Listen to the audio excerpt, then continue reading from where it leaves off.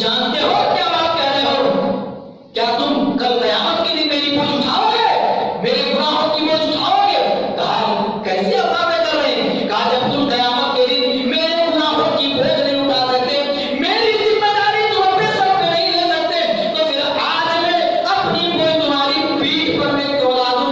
अपनी पीठ पर खुद खलीफतुल मुस्लिमीन उमर फारूक ने ला दी और उस औरत के घर सब कुछ पहुंचाया।